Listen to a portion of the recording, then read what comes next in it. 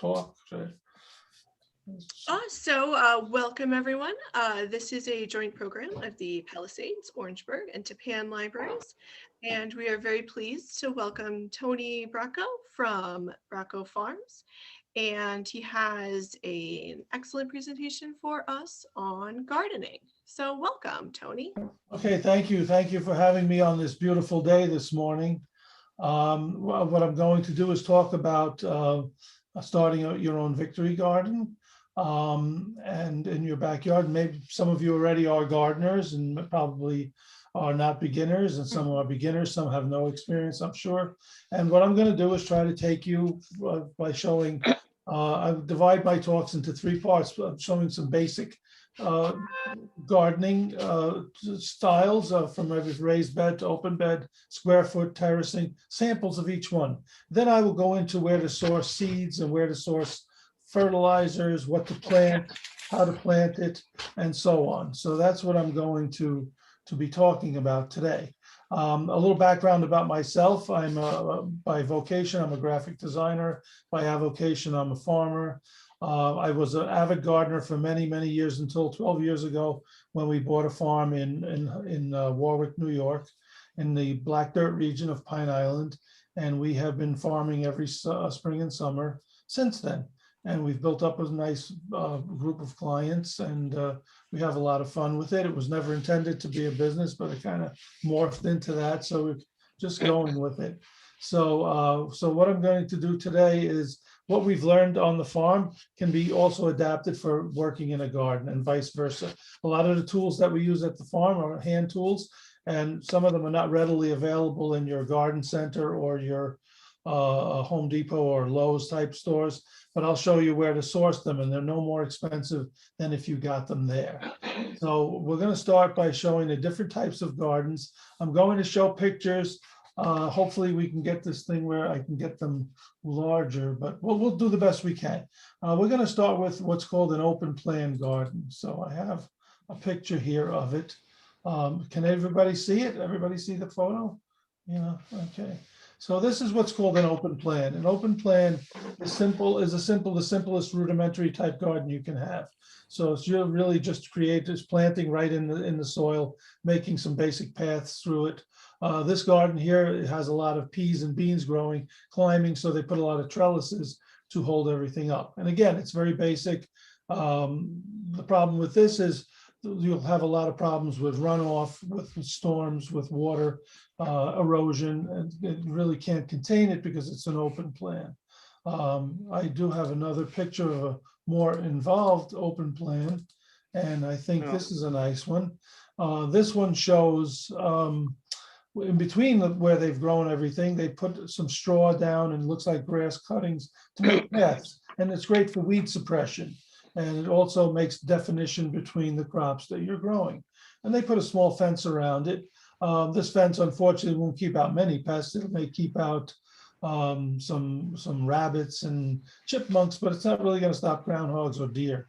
But yet, I think it's just a border to define the space, and it works nicely. The most common type of garden is raised beds. Raised bed gardening is my preferred method of gardening, and that's what I had when I had my garden. The nice thing about raised beds is you can define the space by having a border around it. And the border is wonderful because what it does is it keeps all the soil in. So if there's going to be a storm, a rainstorm, you won't have any runoff, you won't have any erosion because everything will be contained within the boards, within the frame. And the nice thing about it too is it'll stop some small pests from getting in, maybe chipmunks and groundhogs. Of course, they can climb in, but to burrow it through, it'll be good. And nice thing about it too, creates a nice defined space. And I always recommend spacing the boxes about 2 feet apart. So this way you can get wagons in. Some people like to put, instead of mulch like this is and wood shavings, they'll put grass, and then at least the mower can pass through. So you want to be able to get in and out with wheelbarrow. So if you have to bring any fertilizer in or you want to bring any topsoil in, it's easy to work and you can get through it. And it also makes for a really nice appearance. Another photo of it would be this second raised bed photo, which is much more involved. This person here has made the boxes very high, and you can go higher with the boxes. It looks good. It's easy to work. If you're the higher up you are, the easier it is on your back, and it easy is to work. So what you can do is the only problem is with this, you wind up putting a lot more soil in because you have to raise it to that height. And the second thing I don't like about it too is when you want to work the soil in there, you have to kind of climb up into it. So I recommend raised beds no more than 1 foot high, 10-inch ideally. But this is done for presentation. I mean, it looks really great. It's more like a great place to take a walk in and easy to work. It has a nice fence around it. So look, that's a nice garden too. Another plan for people who don't have level backyards, or if you have like a grade, you may have to do terrace gardening. So there I have a couple of samples of terrace gardenings as well. Again, what I did was I found a rudimentary pictures, and I would find something more involved so you can get a kind of an idea of how it goes from simple to complex. So this one is a very rudimentary one. This one, they just made borders out of whatever they had available. So it starts out with brick here and it goes to wine bottles. Then they did some sort of thatch, but it all contains the soil, helps keep everything from washing away, and it creates a nice effect. This one's very rustic. There's nothing wrong with it. And people don't want to put a lot into the aesthetics of it. They just want to get the nice plants and produce that they can get out of the garden. A more involved terrace garden is something like this. This is permanent. This is a very, really here to stay. It's a really beautiful one. It's done with pavers, railroad ties, and the terracing on this one, you can go in with paths. They put chicken wire around to keep any pests out, any animals. And the nice thing about a terrace garden like this, it really won't have a deer problem because the deer won't want to climb into the terraces. They're not going to try to get into anywhere that's confined. And deer, to really get in your garden, deer need a running start because they want to jump over. And here they wouldn't be able to get a running start. So you may have a little problem with squirrels. I don't think groundhogs would even be able to get in or would even venture into something like this. But again, it's there. That's a permanent one. It's a lot of time has been put into it, and it's really a nice one. I like that one. Another way to go too is whether you're doing an open plan or you're doing a terrace or you're doing raised beds, is a thing called square foot gardening. And square foot gardening really is taking the space that you have and defining it into sections so you can plan what you want to plant in each 1 foot square. It doesn't mean every 1 foot square has to change. You may have 4 squares where you want to put spinach in or you want to put scallions in, but it helps you define your space better and keeps it organized. Now this is a basic one. They use the raised beds and they seem some sort of ribbon tape to kind of define the space. You can take it to the next level where this one shows better what you can do with the square foot garden here. Typically plants like tomatoes and these peppers here, eggplant, they like space in between them. This helps you to really, if you center it, each one plant in a square foot, it gives you the space the plant needs to grow and to get air in between it. And that's what they did here. And then they put a couple of squares with basil, looks like parsley, and things like that. And this way, it's easy. And this one's more of a permanent one. They have this weaved little border in there. It makes it nice too. So that can be done. And then we have what the latest craze is pallet gardening. And we all know what pallets are. You can get pallets pretty much anywhere. Pallets are available in mostly if you drive by tile stores or certain other stores that have that, like even greenhouses or places like that, or garden centers. They usually have a pile of pallets, and sometimes they even have a sign say free, take it. Well, if you see that, take it because it's great. And the nice thing about pallet gardening is it's modular. You can move it around the yard. It doesn't have to stay in one space. You can add to it. You can do double layers of it. And the other nice thing about it too is that you have your own weed block between the rows. The boards block the weeds. So you're only going to have to contend with weeds where your crops are growing. And it helps you define the space. It helps you really put everything in rows, and it works really great. And it's simple. And the boards are not treated, so you're not going to get any hazardous chemicals or any residue from the boards. So it's really a nice way to go. And then there's another picture I have of the raised bed that I like this one. Not raised bed. I'm looking for the palette.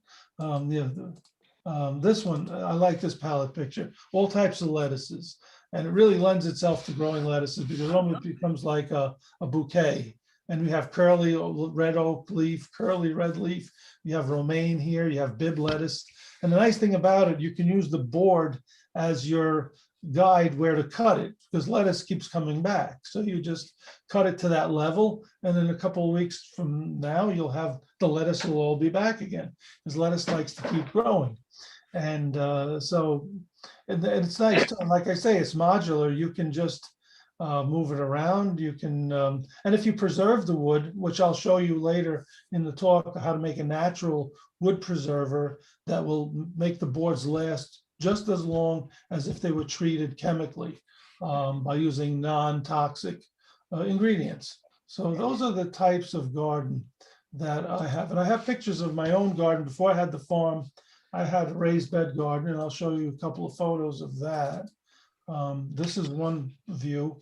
And I put 4-foot by 8-foot beds. And I did it for economics, because lumber typically comes in 8-foot lengths. So whether it's 2x4, 2x8, or 2x10, they're going to come in 8-foot lengths. They'll come in other lengths, but the most common lengths are 8 foot. So if you buy 3 boards, you can make 1 box, 4-foot by 8-foot. And that's what I did. And then I put them in. And then what I did, there was a lot of sandstone on the property when we got the house. And so I used all these pieces of sandstone. I made my own path. I put some sand down, and then I just kind of leveled them off. And then again, I put different things in different boxes.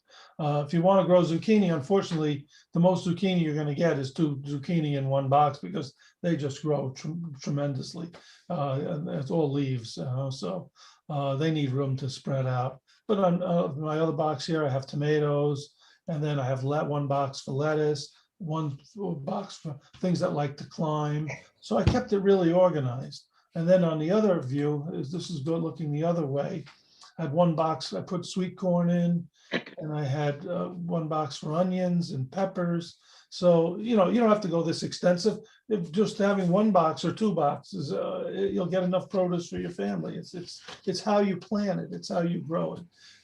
So I would always be very meticulous in my planning to make sure that I had enough room for everything I was growing. So those are the different types of gardens that basically, I'm sure there are other ones. If you look online, you'll find a lot more. I just took what I thought would be the most helpful. Now, the next part of the talk, I want to talk about, okay, what do we grow? Where do we source our seeds? Do we need fertilizer? We'll talk about companion planting. Some people, are there perennial vegetables that I can grow every year? Well, I'll try to answer these questions as best I can.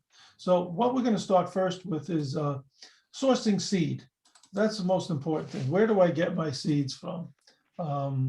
Okay, so I came up with, since I've been farming, before I started farming, I didn't know any of these places. But since I started, I was either told by other farmers or other greenhouse growers where to really get good seed and to get it at a great price. So the suggested seed and supply sources that we use are here, and I'll go over a few of them.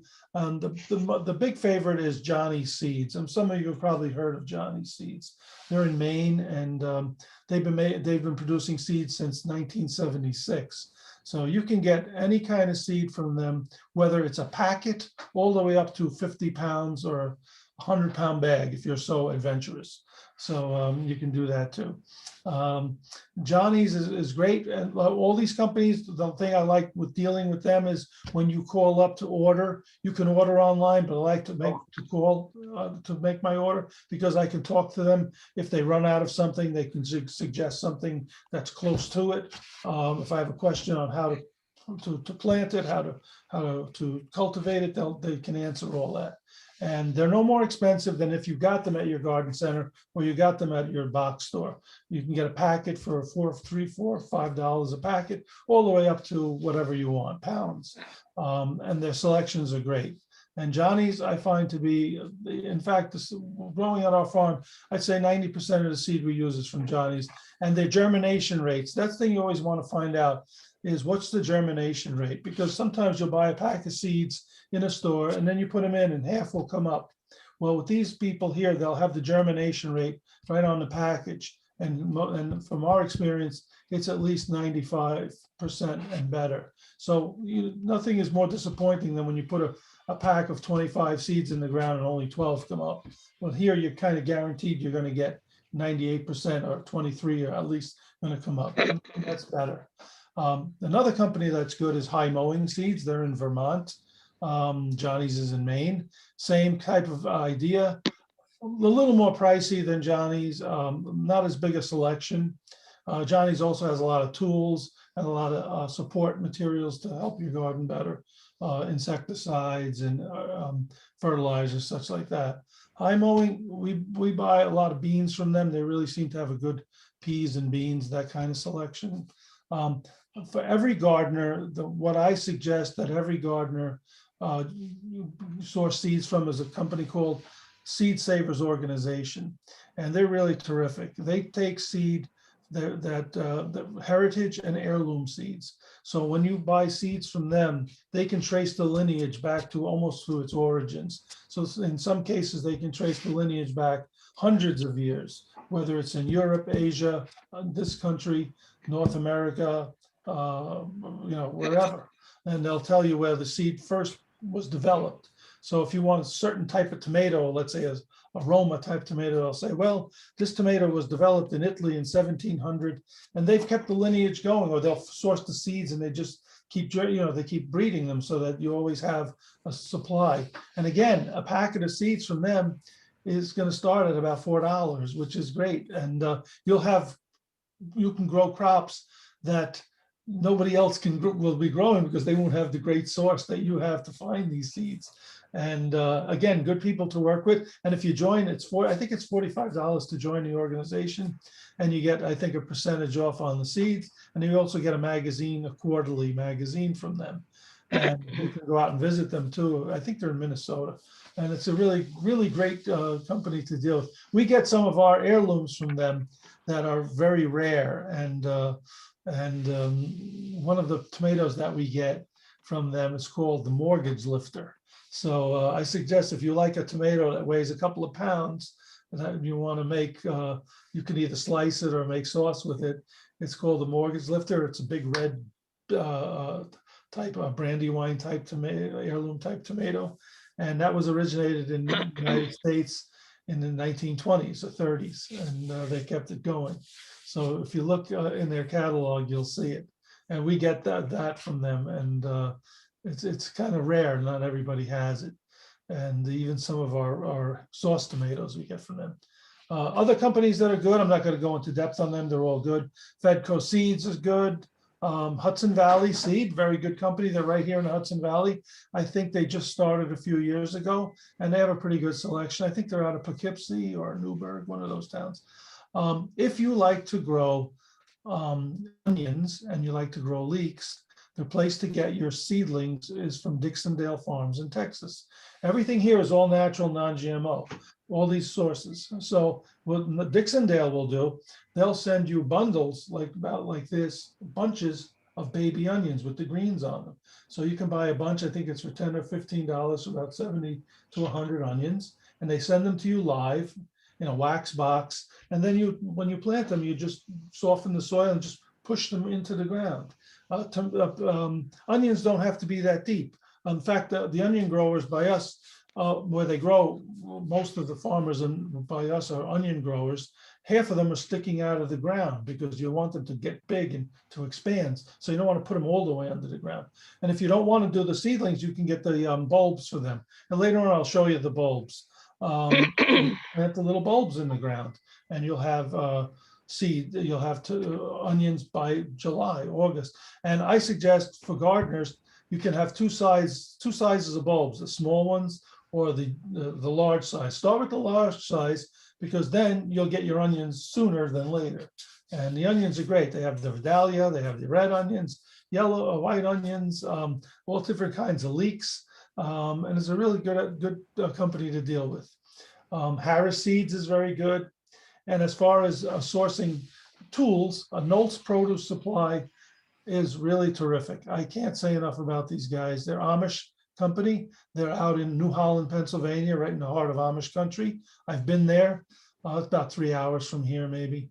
And they have anything you need for gardening, whether it's bins and tools and tomato cages, tomato stakes, twine, rubber bands, any garden tools, fertilizers, whatever you need. And the prices are really good. And their shipping prices are really good too. And again, you call them on the phone and you get somebody to talk to, and they'll really take you by the hand. Grower Supply is in Connecticut. They're a little bit bigger, not as personal as the other one, but they do have a lot of things, especially if you want to get into greenhouse growing, a small personal greenhouse up to 100-foot, 200-foot greenhouse. And they have all the supplies for all that, for irrigation, for watering systems. Again, your basic supplies all the way to the most complicated. And I found these sources to be tried and true. We've used them most of them since we've been farming. And if I had known about them when I was gardening, I would have used them as well. So then we go to the next thing I'd like to talk about is what to grow. Okay, so, and I divided it up again, but these lists are what I've come up with. They're by no means complete. I'm sure I missed a lot of things, but this is what I've over the years developed. And this is what, this is a good starting point. But we have full sun and partial shade crops, because that's the most important. The biggest question people always ask me is like, why aren't my tomatoes really, I got a big tomato plant, but I have no tomatoes. Well, it's not getting full sun. So what's going on is the tomatoes are making a lot of leaves to capture as much sunlight as they can, and nothing's going to the fruit. So you want to try the ones on the left. When they say full sun, they mean it, because they need a lot of sun to really grow well. It doesn't mean they won't grow well. If you have partial 3 or 4 hours of sun a day, they may grow okay. But anything less than that, you're going to be disappointed. So, but if you do have a shady yard, try to at least plant where at least some sun, or it gets more light than not, if you really want to plant these things.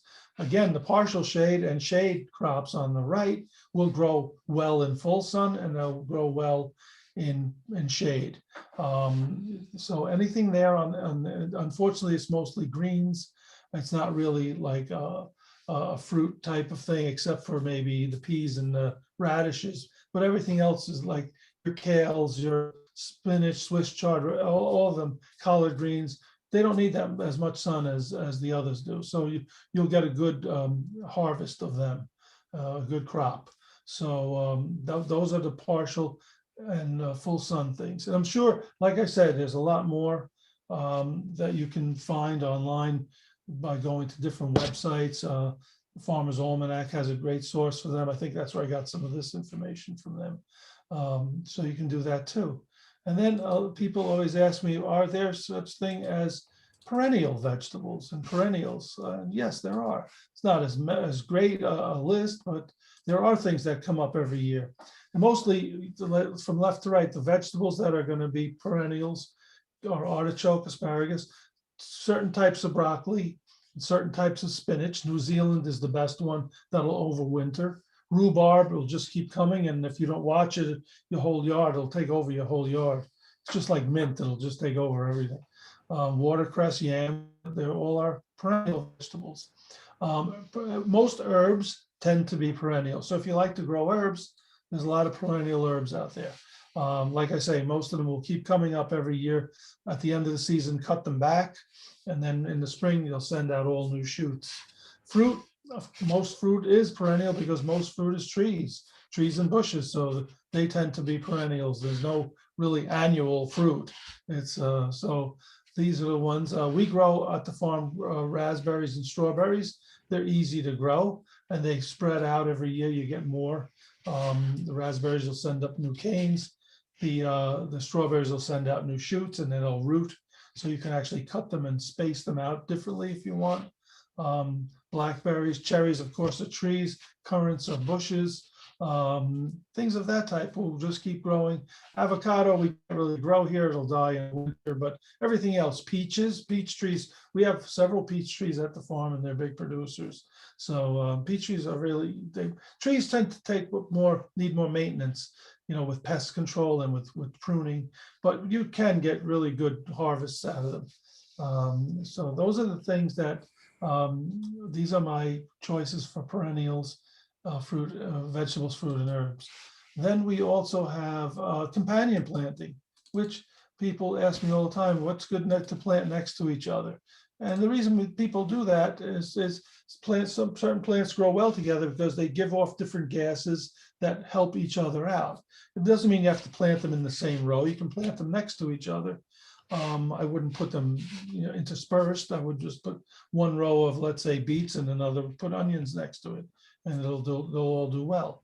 The thing with, like, I'm sure we've all heard the story of like planting sweet corn and then planting pumpkins and melons and squash in between the rows because it'll suppress the weeds and then it can actually climb up the corn stalks itself. Depending on the corn, you want to have a good corn stalk that's going to support the weight of these things if they start growing on them. We had a couple of years ago at the farm, we were growing Cinderella pumpkins, which are small pumpkins, and not in the corn, but next to it. And a couple of feelers got into the corn, and then we noticed that the Cinderella pumpkins were hanging from the stalks. So we were picking corn. We could pick these little pumpkins at the same time, which was kind of funny to see. So you can do things like that. And it all works together really well. So these are all suggestions. You can research it more. You'll find a lot of information. Another thing too is you may want to check the soil. We're lucky. The Hudson Valley has really good soil. It always did. Especially all the bottomland is really good from all the runoff from the hills and the mountains. And it's made some. That's why the early settlers here, and even now, you still have some farms that are still in production because the land was always good. So chances are in your backyard, the land is going to be pretty good.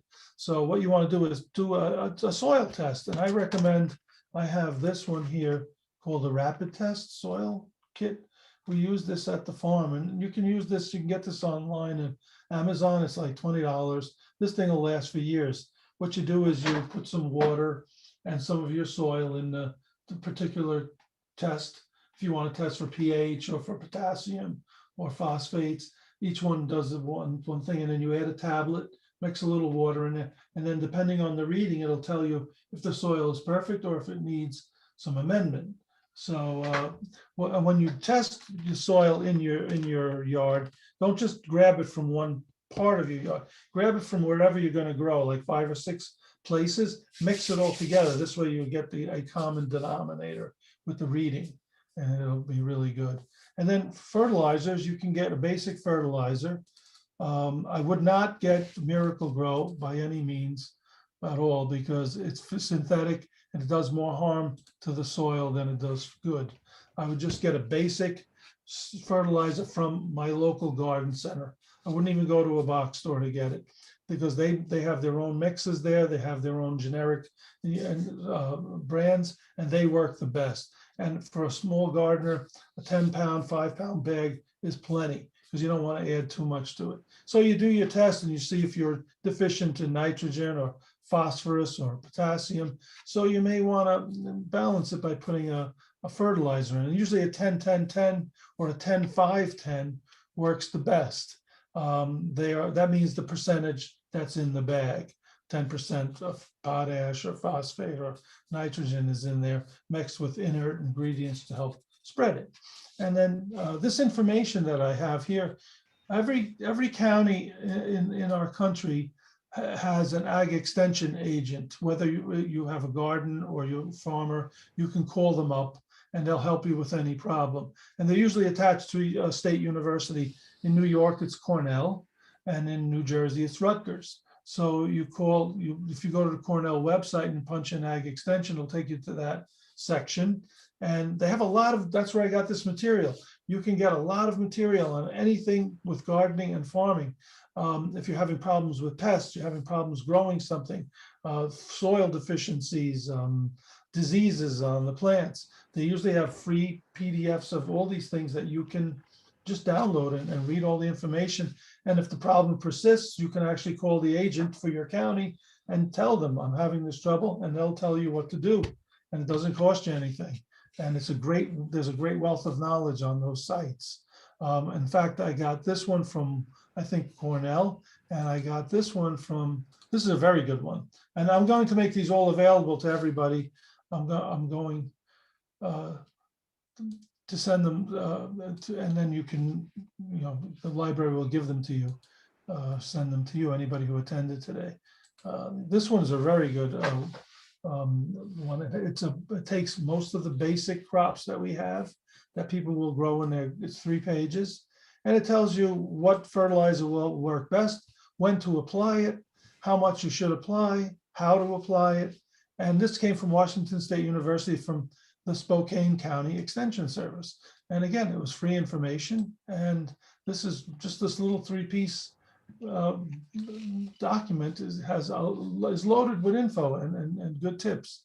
So these are the things that I like to share with everybody.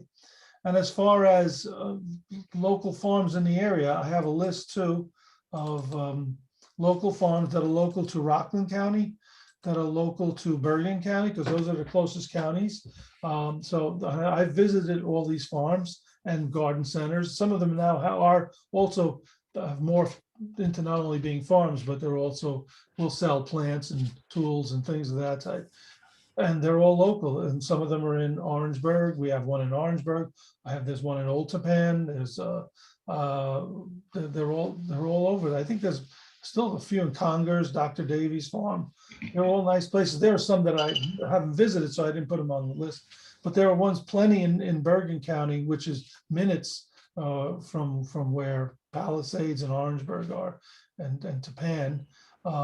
You can go to one of my favorites is just 2 favorites I have in Bergen County, which is the Old Hook Farm in Emerson, right down Kindercamack Road.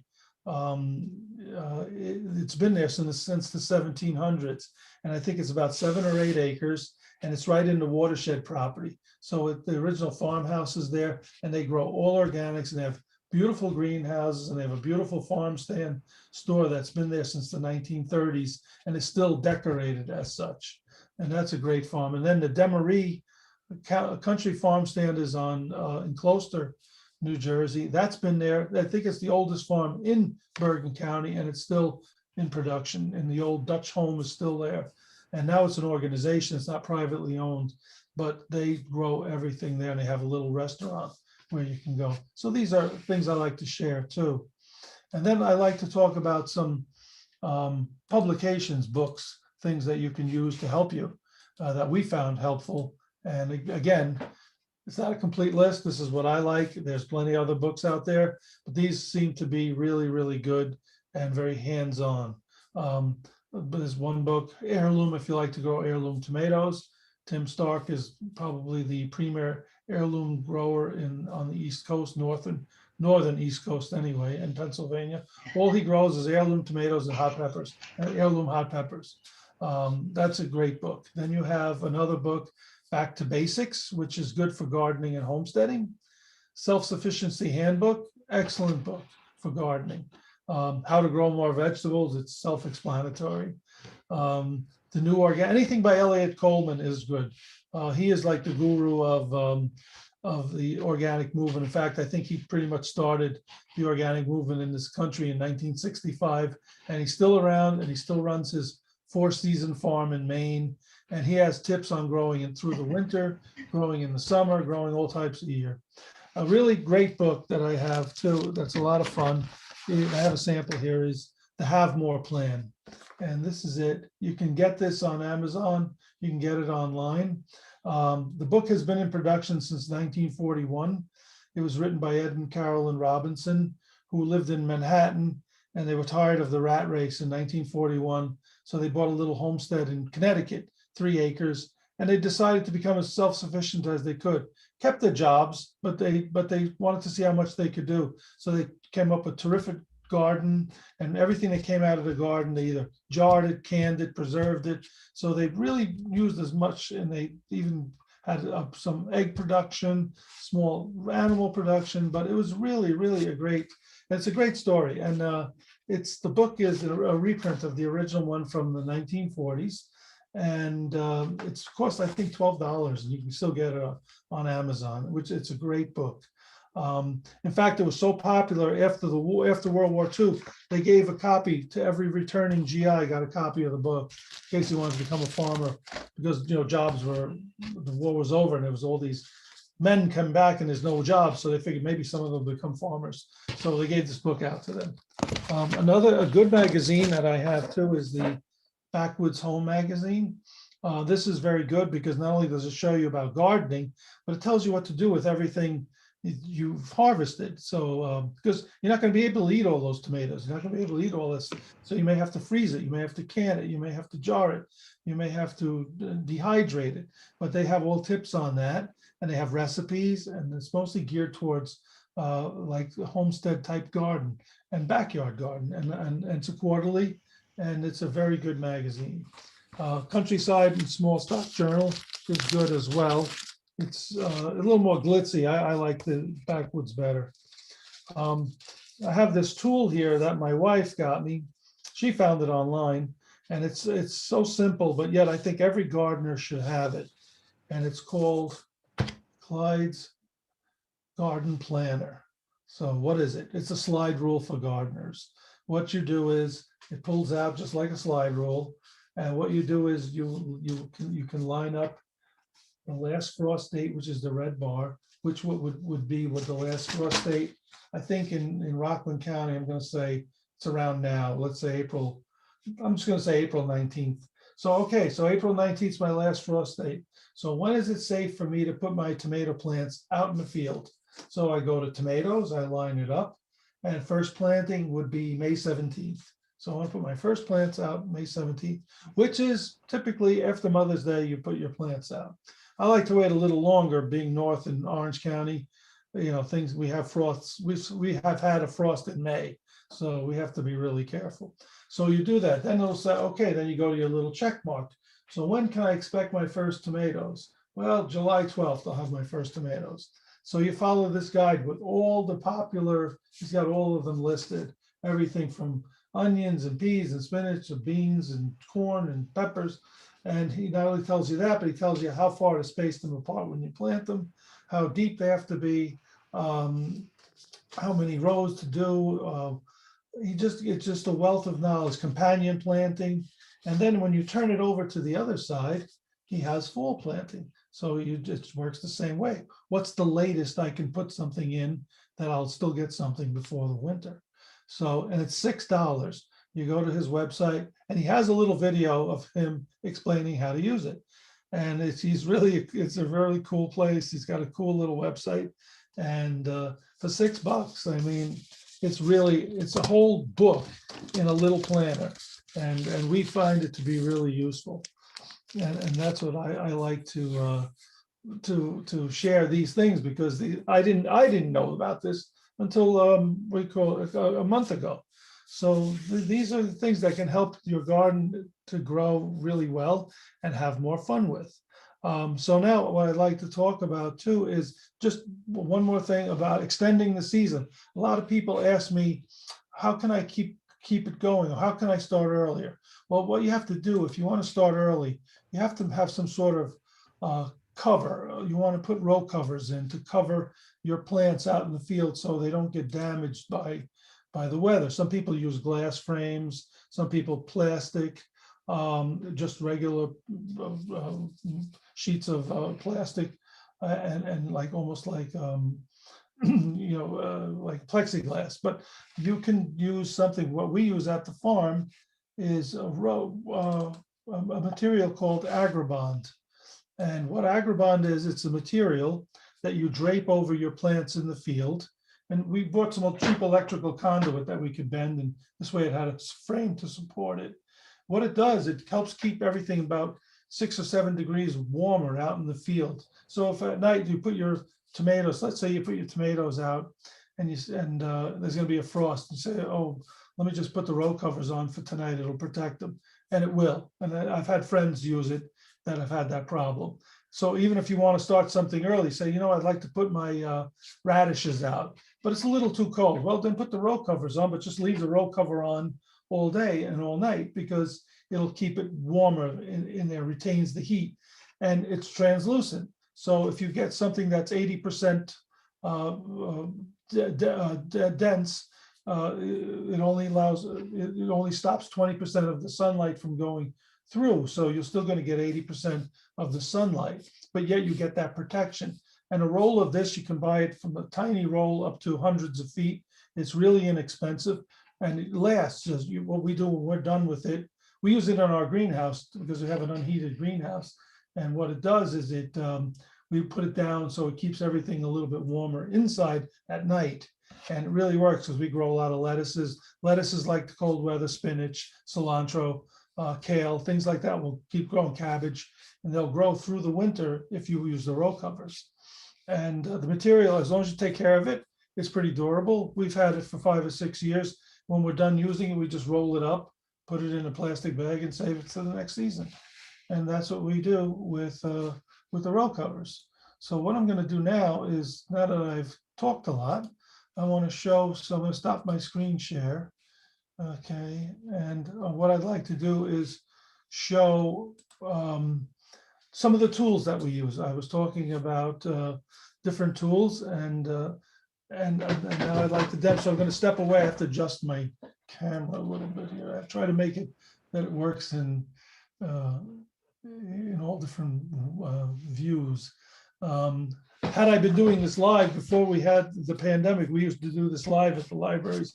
I bring all the tools with me, and then everybody could come and check them out and see how they work. And some of them are pretty cool. So we're going to start with the basic one, is having a good hoe. There's nothing more important in a garden than having a good hoe.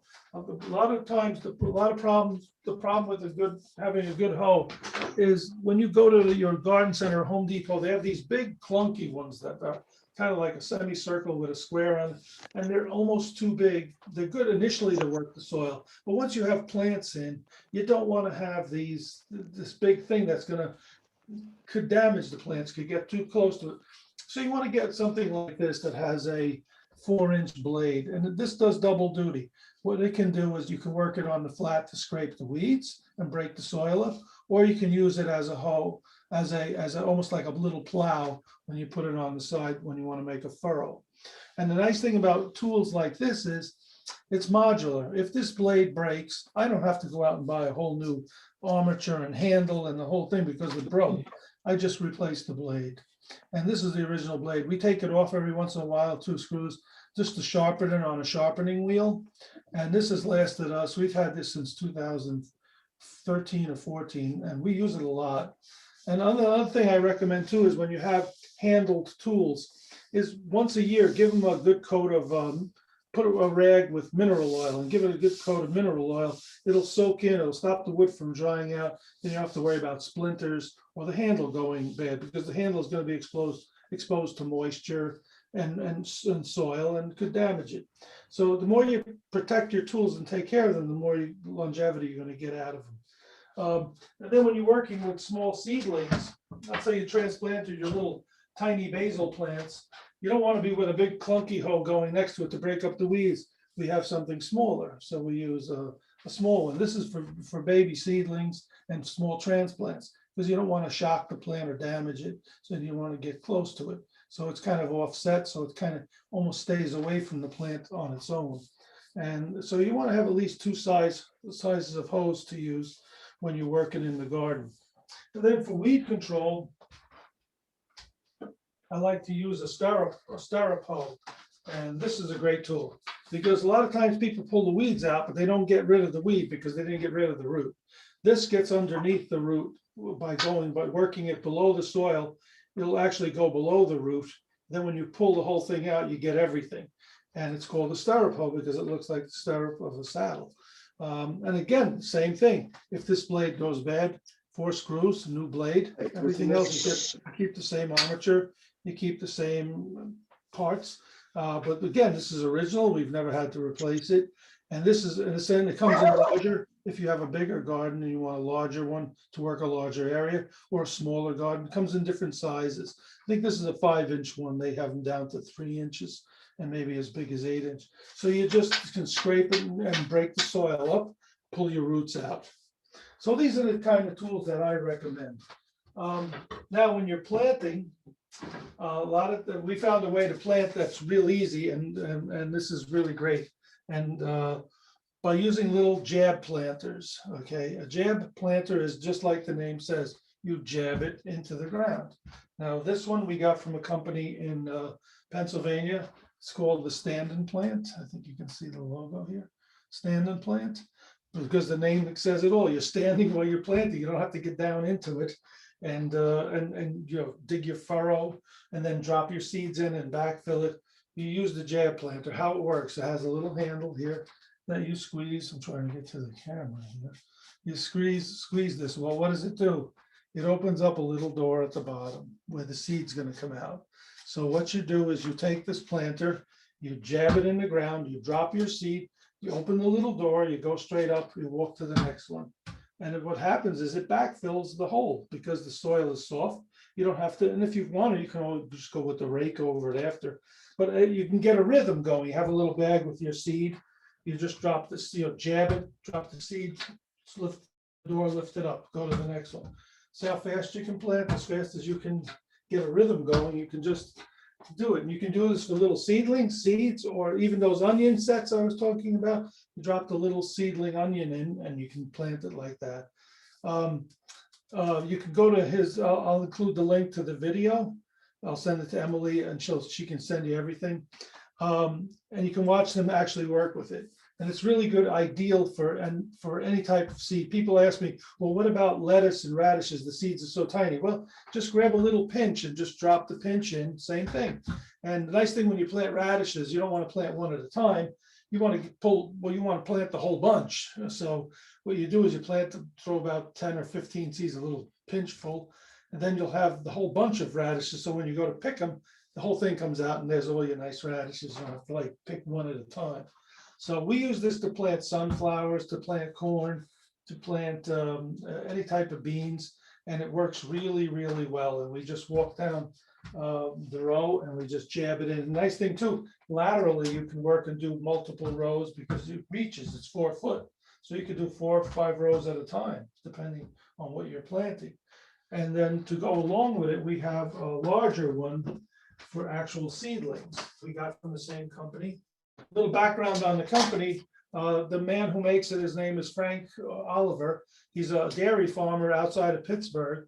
And in the winter, he has this shop and he builds these tools he sells them directly. You can't get them anywhere except from him. And his prices are good, and his shipping, he doesn't charge for shipping. And they build them in the shop in the winter when there's not much to do. So we use these too. This is a jab planter for actual plants. So if you wanted to plant your marigolds, for anything from your marigolds to your tomato plants to your pepper plants, zucchini, whatever, eggplant, any plants that are seedling size that come in the sets that you buy at the garden center, this will plant them. And I'll show a little video on it after. So what this does, this thing is the same concept as the other one. It has a handle that will open the door. Of course, the door is much bigger than the one on the other one. 3 inches, I think it's more than 3 inches. So what you do with this one, same thing. I'm gonna step back so you just jab it into the ground. It goes down about 4 inches, 5 inches. You drop your seedling in. You pull the handle, lift it up, and it's planted. You go to the next one. Drop, open the door, lift straight up. So you can plant your tomato plants and pepper plants and even flowers in minutes. And most time you don't have to backfill it because the soil will fall back into place, especially if the soil's been worked and it's nice and soft. So this is a really, really good tool. If you're doing a lot of work. If you have a small garden, of course, you can do it by hand. But if you have a larger garden and you want to make it easier to plant, easier on your back, this is the way to go with something like this. So we use that. Another way too, if you want to dig a furrow, there's a great tool called the zipper. And this works just as well. Why is it called the zipper? Because this side is a plow. And what you do is you plow, you open up your furrow with this end up, so you'll actually drag it on the soil. So what it does is opens up the furrow and puts the soil on both sides. Then you drop in your seeds, then you flip it over, and then it pulls the soil in from both sides and covers the hole. So you would just scrape the whole thing, put your seed in, turn it over, go back over, and it fills in from both sides. We use this at the farm to plant garlic. When we do garlic, we found that by making a big furrow and then dropping the little cloves in, and then by just coming back and just going over it, it's great. And it takes only minutes to do. But again, a tool like this it helps. Anything that can make the job more fun than to be tedious, because you don't want gardening to be tedious. You want it to be fun. Some people like to start plants themselves. One of the questions I always get is I tried to start my own tomatoes, but they didn't come out well. They wouldn't germinate properly. That's because you have to have the heat source has to be constant, whether it's in a greenhouse or in a house. If you're trying to germinate plants and during the day it's 60 or let's say 70 degrees, then at night you turn the heat down because you went to sleep, well, that's going to affect the plant growth. They have to have constant heat. So I recommend, if you want to start a few flats of your own plants, whether it's lettuce, tomato, whatever it is, get yourself a little heat mat. And the heat mat, you can put a couple of flats on the heat mat. They have the picture. And it keeps it like 80 degrees until they germinate and get to a certain size. You just keep it on all the time, and it shuts off by itself. It's a mat. You can put a couple of however your plants are in little pots or whatever. It'll keep the heat on them and keep it constant. And it rolls out. It's enough to do a lot of plants. This is like $30, and we used to use it, but we don't use it. When I had the garden, I was using it, but not at the farm. We don't.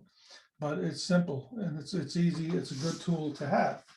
A lot of people ask me about questions about pest control. What do I do about insects? I don't want to use anything that's harmful to the environment or to myself if I ingest it. We use this spray here called Monterey garden insect spray, and it's natural, it's organic, it's OMRI certified. It kills a whole plethora of different kinds of bugs, but it doesn't harm the bees or it doesn't harm ladybugs or bugs of that type. But it'll get rid of your potato beetles, mites, cucumber beetles, and the borers for corn borers, the worms or caterpillars, whatever the harmful ones are that get on the horned cattle, the ones that get on the tomatoes. And it's very good, and a little goes a long way. This is a quart because we use it at the farm, but in a garden you can get a pint, and that'll last seasons because you mix it with gallons of water. Another thing that I recommend too is when you use it, when you use the Monterey, especially if you're using it for squash, because they have those borers that get into the root, and then the plant looks like it's running out of water and it's drying out. Well, the root being eaten from the inside out is when you plant your zucchini, whether it's a seedling zucchini or if it's a seed. When you make the hole, spray a little bit in the hole, then put the seed or put the seedling, cover it, spray a little bit around. That'll prevent them from even coming there. They won't like they'll know it's a poison, so they stay away. And it's not harmful to the environment or to people. This one's called Monterey. There's another one, Pyrethrum, that you can use too. It's good to mix them once in a while because the pests, believe it or not, they get wise to it, or they build up immunities to it. So then you switch to another natural one, and then they get all confused. So this is a good spray to use. You can even use it on fruit trees. It's really great. So these are the things that we do. And I've learned this along the way. I mean, I'm not a real, I've learned by by just reading and doing and talking to other people. I'm not I'm not like a wizard on this stuff. I just want to impart what I've learned. And if I can help people to do that, then I've accomplished my mission. Also, one other thing I like to talk about is too, like watering. If you have a small garden, you don't have to do a watering system. You don't have to do a drip system or anything like that. You can just get what we use in our greenhouse. We have simple timers. You can get a simple timer and put your hose on the timer. And this is a good one. This one you just program it to do once a day, once every other day, once a week. And just hook the hose on one side and the outlay on the, you can use either the oscillator or the one that spins.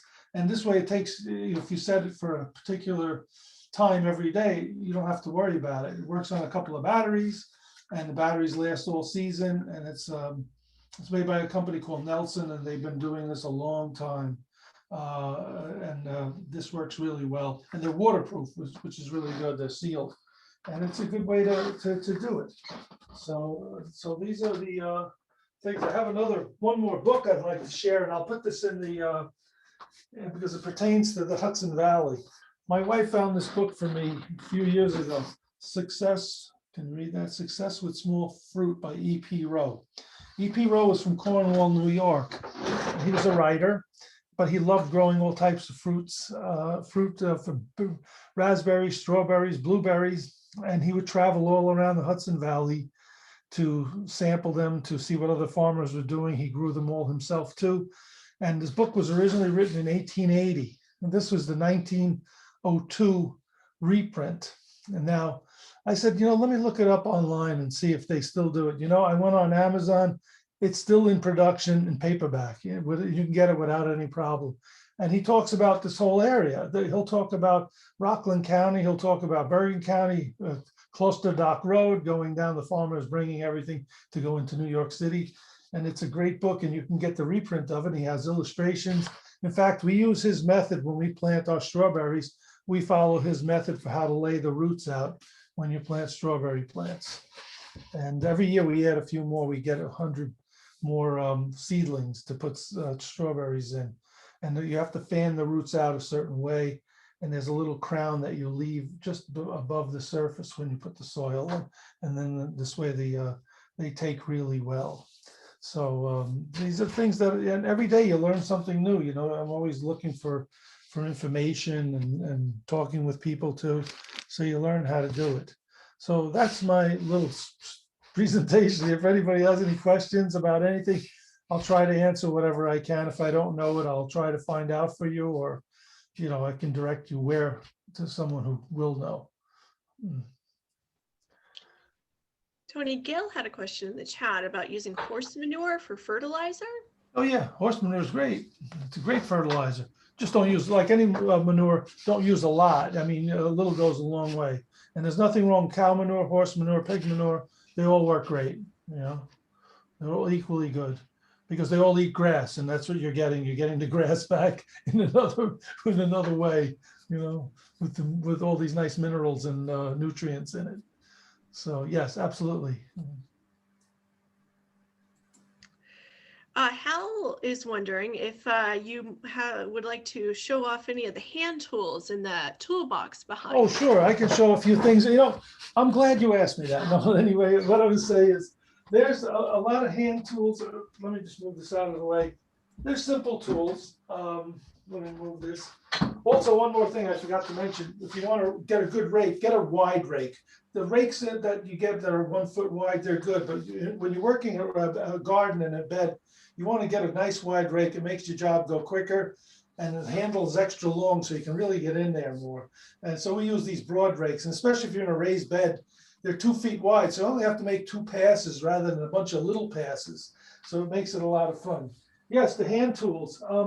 It's good that you asked me that question. We have things to put bulbs in the ground where you want to put large bulbs for flowers. You can just jab it, make a hole, and just drop the plant in. So we have that. I have weed scrapers. Let me see what I have here. Some of them are stuck. We have shovels. Let me just get some celery.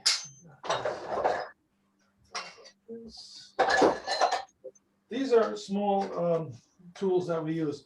This is a nice, just a small hose. So if you're down working low, and can you see? Oh, if you're down low working in the garden and you want to make a little furrow and scrape some weeds, these are really nice. These are from these are Japanese. This is what Japanese gardeners and farmers use, and it works really well. Korean too.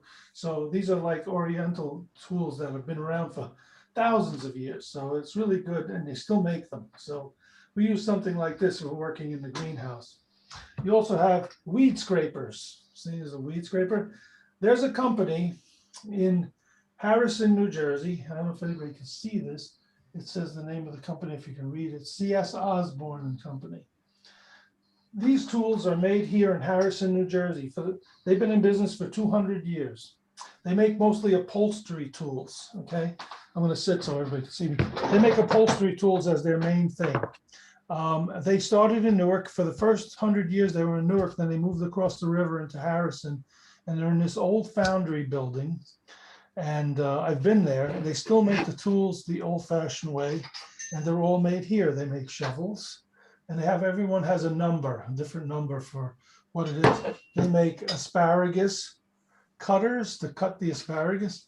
And I said to them, they should promote. I said, you guys don't promote your garden tools. You're talking all about upholstery tools all the time. You should do more with the garden tools. And they do have a few distributors but they don't sell directly to the public. But if you wanted to buy them from them, you'd have to get a bunch of people together, and then maybe you can get a box of shovels, but they'll give them to you at a wholesale price.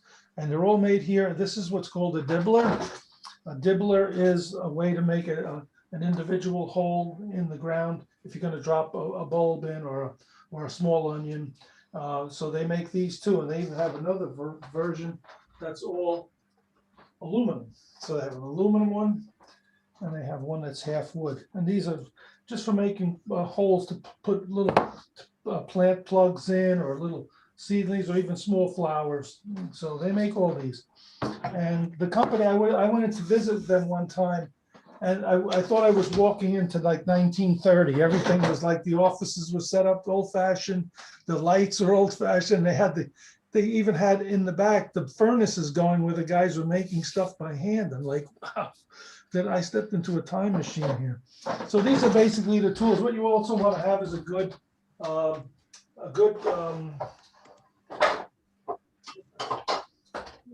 to have a good clipper for cutting roots and stuff back. So you get yourself a nice pair of snips like this. This is good to have if you're pruning your blueberries, or you're pruning your raspberries or your strawberries. It's always good, nice to have a nice little set of snips. And garden snips are different than others. They're not as heavy duty, so you want to get something like that works. So that's basically what I have in my bag of goodies here. And see if there's anything else. This is when we cut lettuce at the farm, whether it's head lettuce or cabbage. This is a cabbage cutting knife. We use this, and it really works. It cuts the whole head right off. So there are specific tools for specific things, And this box was actually, my father was a carpenter. This was a screw box. He had all different screws in here. So now I use it for tools. So that's what we have in there. We have a question from Kathy, who's wondering what she can do about a groundhog problem. And are there any solutions besides just trapping? Groundhog. Does she have a border around her yard, like a fence or a border? Or is it just open? That's what I'd need to know, because if she has a border around it, what she would have to do is go below the surface, maybe down a foot, and put some sort of netting or some sort of screen so that they can't get through.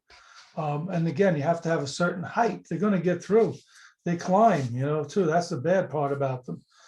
They're very persistent. The only thing is you can do live trapping and then bring them somewhere else. I have a friend that does that. He gets them and he takes them to the park. So, I need to know what type of layout she has before I could really answer that. Yeah, she says she has a high fence, but has problems with both climbing and digging. Yeah. See, digging is, they prefer to dig. So what we did at the greenhouse, we dug down about a foot and we put, what do you call it? Garden cloth underneath. And it's this really, really strong material. And we draped it down below and then we came out. And this is about a foot below the surface. So then we covered it. So then when they start digging, they keep hitting this cloth and then they realize they can't get further, but the cloth is really, really strong material and they can't get through it. So, but we had to go down about a foot to do that and come out. Not only go down, but we had to come out too. So this way, if they start digging a little further away from the edge, they figure, oh, we'll get in this way, but then they hit that and they keep hitting it and then they don't get in. As far as getting over the fence, how high is the fence? You may have to go up to like 6 foot to keep them out. See, that's where it gets tough because then you have to put fencing. There are deterrents, but nothing really works for groundhogs. It's really tough. You could try hot pepper spray on the plants. That might deter them a little bit. There's a product out there called deer scram that you can put around the border of your garden, and it's made with dried blood. So they get the scent of a predator, and then they don't want to come in because they think there's predators around. You could try that too. Comes in a tub. It's not expensive. It's you just spread it around the garden, and you could try that. It's called deer scram, and it works for deer. So I don't know how it'll work on groundhog. Groundhogs are the toughest thing out there. They're just very persistent. I have a friend of mine in town. I live in Cedar Grove. He runs the Morgan's farm, and they have 1 acre that they're farming. He spends more time trying to keep the groundhogs out. He's got so many levels of fences and things and nets, and they still get in, no matter what he does, so it's a tough one. Hal reminded us that you had said that you would talk about wood preservatives. Well, yes, I'm glad you said that. Okay. What I did was, I'm going to split my screen again, share the screen so I can go back to that. Let me share screen.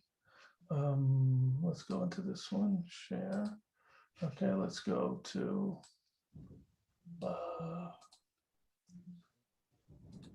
okay. This page that I'm showing here shows 2 things. When I first started my garden in Nutley, the soil there was all clay, so I had to dig it all out. It was maybe 1 inch of topsoil. So I came up with this. This is good for people who have really bad soil. This is what I started with. For a 4x8 box by 10 inches high, I did a mix of all this together, and this was enough to fill 1 box. 8 bags of topsoil, 3 bags of compost, 40-pound bag of cow manure. See, I only need 1 bag, don't use too much, and about 3 cubic feet of peat moss. Mixed it all together, and that filled 1 box. And then every year I would just augment it with a little soil. If I had any loss from pulling plants or wanted to enhance it, I mostly would put my own compost in. But once I did that, it was a great way to start off. Below that is the board preservation mix. You don't want to get treated lumber. They even have bio-treated lumber now, but it's still a series of chemicals, and you really want to stay away from that. So what I found this, I think, on PBS on one of the garden shows, I think it was Victory Garden, board preservation mix. You use 3 parts of clean strip. It's a green odorless mineral spirit made of denatured alcohol from trees. And then you put 1 part of boiled linseed oil in there and mix it all together. So 3 parts, 3-to-1 mix. And then what you do is you get a roller and a rolling pan, just like you were painting, and then you just apply it to the boards. Do it like 3 coats. The first coat is just going to soak right in, and it's going to look like the board is dry already. Wait maybe a few hours, do it again, then wait till the next day and do it again.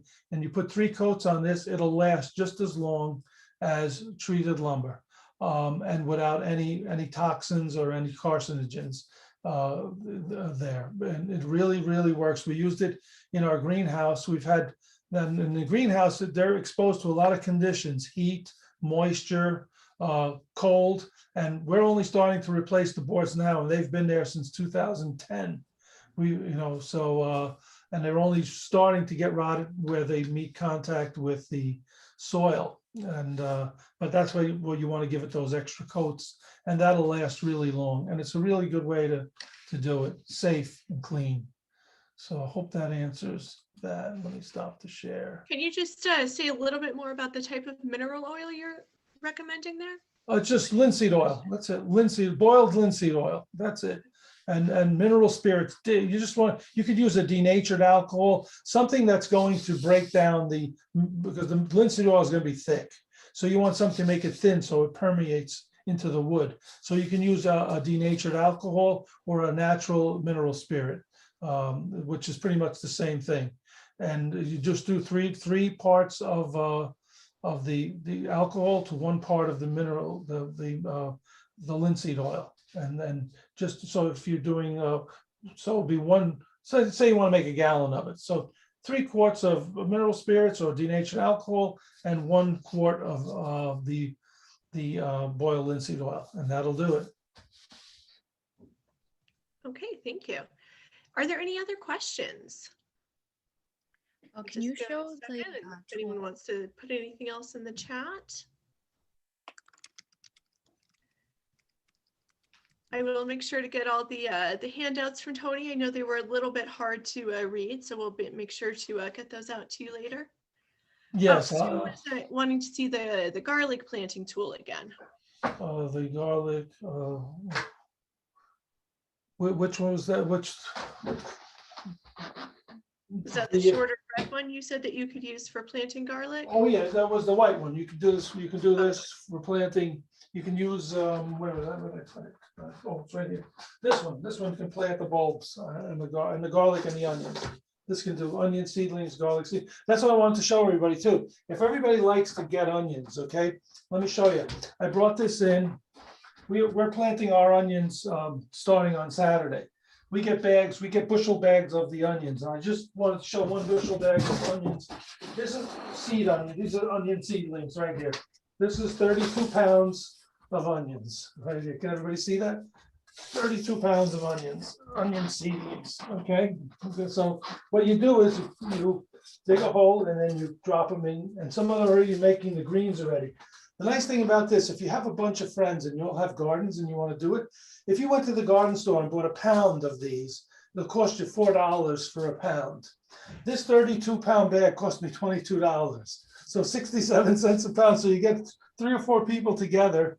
And I got this from Knoltz. I ordered them from Knoltz, and they're organic onions that come from Dutch Valley growers in La Crosse, Indiana. So what we'll do is we have a way of planting them. Instead of using the individual one at a time method, we have this tool here, which is a wheeled dibbler. So this thing, actually what we do is we just put it on the ground, and it makes a hole every 3 inches. And we just drop 1 onion in each hole.